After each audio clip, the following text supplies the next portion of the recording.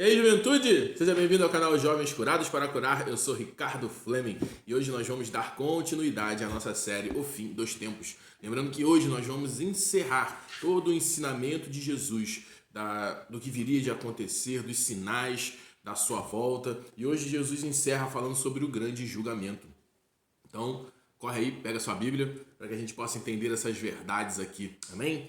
A palavra de Deus vai dizer lá em Mateus 31. Pegou aí? Vamos lá. Mateus 31. Ele diz assim, ó. Quando vier o Filho do Homem, a sua majestade, e todos os anjos com ele, então se assentará no trono da sua glória. E todas as nações serão reunidas em sua presença, e ele separará uns dos outros, como o pastor separa os cabritos e as ovelhas, e porá as ovelhas à sua direita, guarda isso, mas os cabritos à sua esquerda. Então dirá o rei aos que estiverem à sua direita: vinde, benditos meus, de meu Pai, entrai na posse do reino que vos está preparado desde a fundação do mundo. Aleluia. Amém? Então vamos fazer uma pausa aqui, depois a gente continua. Vamos entender aqui o que o Senhor Jesus está querendo dizer. Então, de parábola em parábola, Jesus veio explicando como que seria a sua volta, os finais dos tempos, os sinais que aconteceriam. E agora, depois de explicar etapa por etapa, ele vai falar sobre o grande julgamento. Amém? Porque nós vamos lembrar aqui, não existe esse negócio de purgatório, de que você que não teve uma vida correta, você vai dar uma purgadinha aqui e depois você vai para o céu. A gente vai ver isso aqui mais para frente um pouco. Como também não existe esse negócio a igreja evangélica inventou de que se você não subir na primeira, você sobe na segunda. Isso é mentira. Amém? Eu não vejo em nenhum lugar da Bíblia, a gente já falou sobre isso nessa maratona, que se você não subir pela primeira, pelo seu sangue derramado, você sobe na segunda, né? Se no dia do arrebatamento você não for agora, você que é a igreja do Senhor, amém? Que não vigiou, que não ficou atento, que não se preocupou em ter santidade, aí Jesus vem, faz um cafuné na sua cabeça e te deixa você entrar pro céu, porque ele vai te atropelar com amor. Isso está dentro do mesmo engano do purgatório. Então isso não existe, amém? Sim, aqueles que não conheceram Jesus, depois que a igreja for arrebatada, sim, eles terão sim a oportunidade de ser salvos, mas a igreja que conheceu Jesus, se não se preparar, essa não terá segunda chance. E aqui o Senhor agora vem falando sobre o Filho do Homem. Quem é o Filho do Homem? O Senhor Jesus, amém? Há essa volta que Jesus vem, né, buscar a igreja de encontro às nuvens, como nós já lemos em Tessalonicenses 4, mas haverá a volta no dia em que todo o olho o verá. Essa é a vinda gloriosa, a vinda do Senhor Jesus nas nuvens no ar, com todos os seus anjos e os santos, para poder destruir com tudo aquilo que era a obra de Satanás. Então, aqui nesse dia, ele está falando que ele virá, todo olho verá, todas as nações serão reunidas na sua presença, e ele agora vai fazer separação. Amém? A Bíblia fala, quando diz direita e esquerda, traz um entendimento de salvação e de perdição. Então você precisa entender isso. Todas as vezes que a Bíblia está falando de ovelha e bodes, cabritos, também está se falando de separação. Por quê? Porque a igreja do Senhor é considerado ovelha. O próprio Senhor Jesus, Isaías profetizou que como ovelha muda foi ao matadouro. Por quê? A ovelha não esperneia, não se debate, não grita, não berra.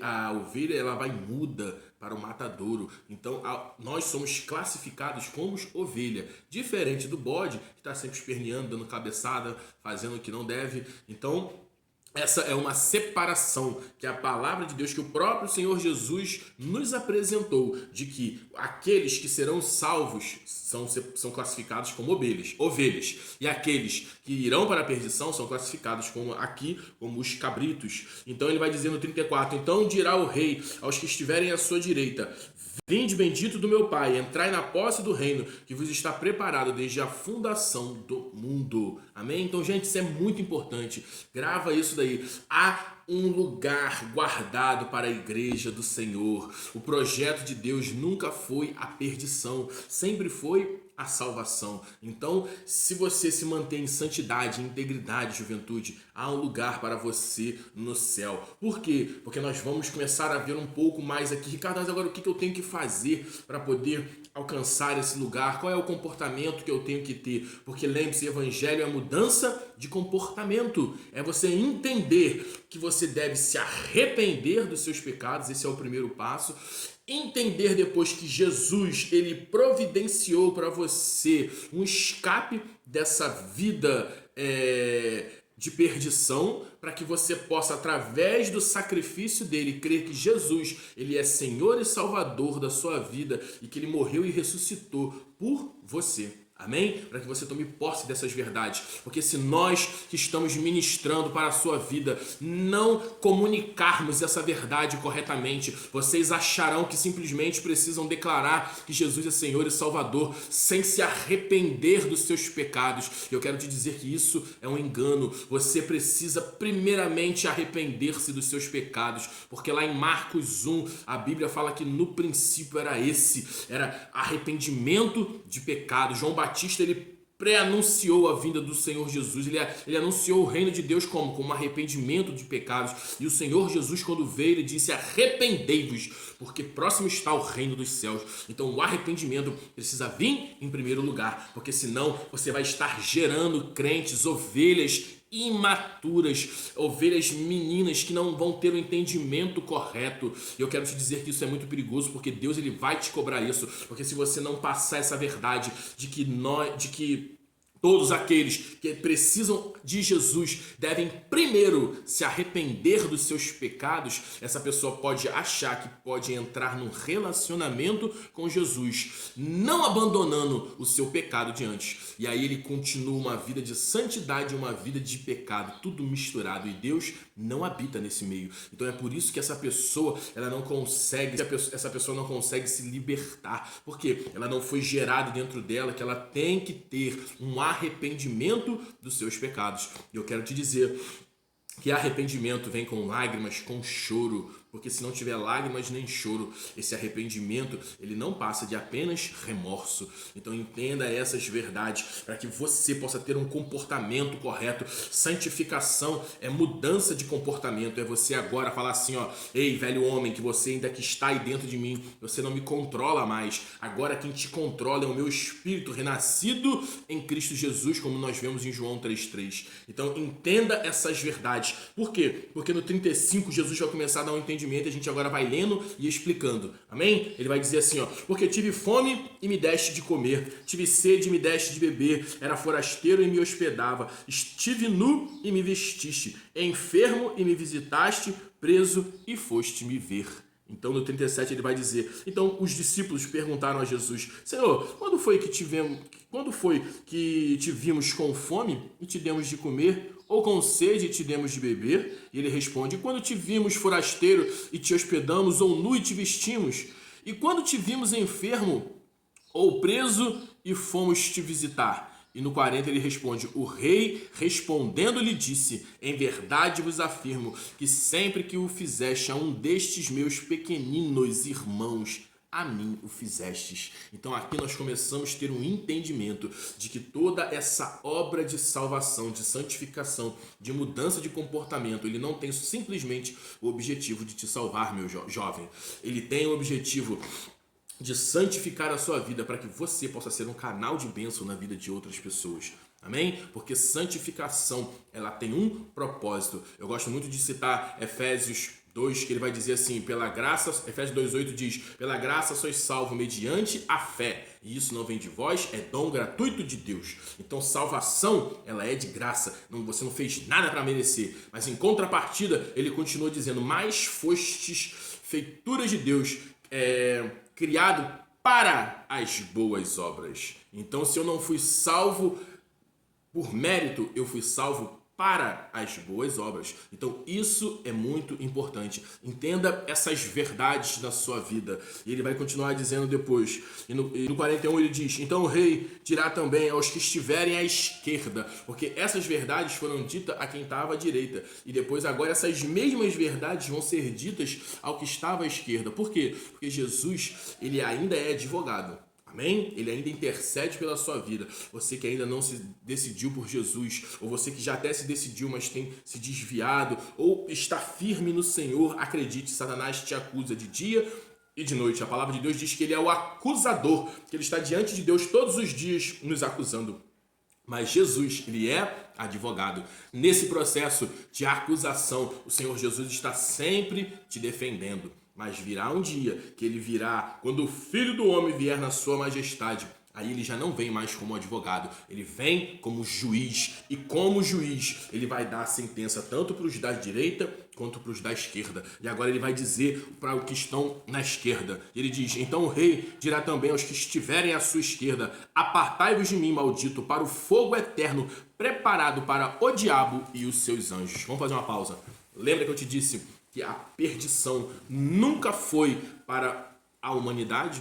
O inferno, o lago de fogo e de enxofre, ele foi criado para Satanás e seus demônios. E a palavra de Deus agora nos mostra isso claramente. O próprio Senhor Jesus está nos mostrando isso. Mas se eu e você não nos permitirmos ser transformados por esse evangelho, nós também teremos esse mesmo caminho de Satanás e seus demônios. Por quê? Porque rejeitamos a palavra de Deus. Então eu quero te dizer, você que está aí desse outro lado aí, ouvindo essa palavra, se você se diz cristão, você deve obedecer esses mandamentos. Você não pode viver dessa forma, você não pode casar e se divorciar porque você quis, você não pode viver na bebedeira, você não pode viver bêbado, nas drogas, falando mentira, falando mal do seu irmão, se comportando de uma forma inadequada. Você tem que ter uma mudança de comportamento. E eu te pergunto, você tem se permitido passar por esse crivo da palavra? Você tem se permitido ser transformado? Porque se você se diz cristão, meu amigo, essa é uma obra que precisa acontecer na sua vida. Porque não tem como você falar, eu tenho feito tanta coisa boa, né? Eu nunca fiz mal pra ninguém, eu tenho meu gatinho aqui, o meu cachorro, eu pago as minhas contas, eu não devo nada pra ninguém. Mas eu quero te dizer que se você não tem obedecido essa palavra, você também está em desobediência. Porque Jesus, ele não veio fazer um bom cidadão pro inferno. Jesus veio trazer salvação para as pessoas se tornarem filhos e serem moradores do céu, para que eles possam ir morar no céu. Não um bom cidadão que vai para o inferno. Por quê? Porque não conheceu a palavra de Deus, não conheceu essa verdade, não praticou. Então hoje eu quero ser uma voz de Deus para a sua vida. Se você que se diz cristão, mas não tem seguido nada disso, se você tem esses pecados ainda na sua vida, arrependa-se, procure uma igreja evangélica, vá congregar, vá procurar, olha, eu quero a salvação, eu quero saber o que eu preciso fazer para herdar esse reino do céu. A minha oração é que Deus agora entre com um santo temor na sua vida, para que você possa entender essas verdades, de que não adianta ter um comportamento até socialmente correto. Eu cuidei dos meus filhos, eu cuidei do meu marido, eu fui um homem que nunca deixei faltar nada em casa, nunca bati na minha esposa, nunca fiz isso, nunca roubei, sempre paguei minhas contas. Eu quero te dizer que isso não te garante no céu, amém? Se você for rápido de endereço aí, ó, a Bíblia vai dizer em Tiago, capítulo 2, ele vai dizer assim, ó, Tiago, ele diz assim, Tiago 2,18, ele vai dizer, mas alguém dirá, tu tens fé e eu tenho obras. E Tiago diz, mostra-me essa tua fé sem obras, e com as obras te mostrarei a minha fé. Vamos entender isso aqui? O que Jesus está dizendo? O que Tiago aqui está dizendo, né? Através do Espírito Santo, ele está falando assim, você está dizendo que tem obra, né? Que você está fazendo muito, que você está pagando as suas contas, que você está sendo um bom marido, um bom filho, uma boa esposa, mas eu quero te perguntar, cadê a sua fé? Você tem obedecido a palavra de Deus? Você tem se dedicado à leitura da Bíblia, você tem se dedicado a conhecer o seu manual de regra e fé, você tem ceiado, congregado com os irmãos, você tem abandonado esses pecados, você tem buscado ao Senhor, porque todo esse teu trabalho aí, sem a fé, não vale de nada. Mas eu também quero te dizer, mostra-me a tua fé, e se ela não vier acompanhada das boas obras, também ela não serve de nada. Por quê? Porque essa fé que vai gerar no seu coração, porque você conheceu a palavra de Deus, ela tem que trazer esse entendimento. Qual o entendimento, Ricardo? De que você precisa anunciar esse evangelho, você precisa dar um bom testemunho, você precisa ser um jovem que vai com o seu comportamento, influenciar outras pessoas. Você não pode dizer que simplesmente, eu tô aqui na igreja, tô dando dízimo, tô fazendo a minha parte porque a minha fé tá muito boa, aleluia, glória a Deus. E se você não tem obras, é por isso que lá em Efésios 2,8 fala, pela graça sois salvos mediante a fé, mas isso não vem de vós, é dom gratuito de Deus, porque foste feituras de Deus, criado para as boas obras. Então nós fomos criados para as boas obras. E eu te pergunto, como estão as suas obras? Porque o Senhor Jesus, ele vai te fazer essa pergunta um dia no céu. Porque todos nós compareceremos diante dele. Amém? E que isso entre como um temor no seu coração. E eu te pergunto, você vai estar de que lado? Do lado da direita ou do lado da esquerda?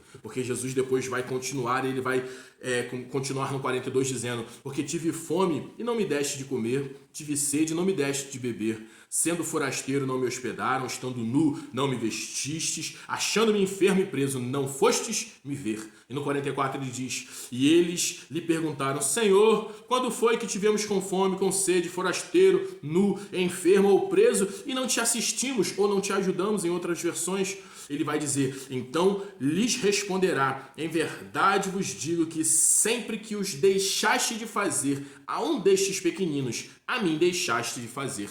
Então o que a palavra de Deus está mostrando aqui? Não adianta você ter fé, dizer que é um bom cidadão, um bom crente, mas você não tem feito a obra do Senhor. Você foi salvo para crente, as boas obras, não é para permanecer em você. Esse rio de Deus, ele tem que transbordar e alcançar outras vidas. Então aqui nós temos as duas versões de tudo isso que foi falado aqui. Entenda essas verdades. Hoje ainda é dia de salvação. Hoje ainda é tempo, jovem, de conversão, tempo de mudança, de transformação, porque esse Jesus, ele ainda é advogado, aleluia, mas virá um dia em que ele virá na glória e aí ele virá como juiz, e nesse dia não haverá como se arrepender. Muitos ainda dirão, mas Senhor, em teu nome expulsamos demônio, mas Senhor, o que nós deixamos de fazer quando você esteve com fome, nu, forasteiro? As pessoas vão querer argumentar.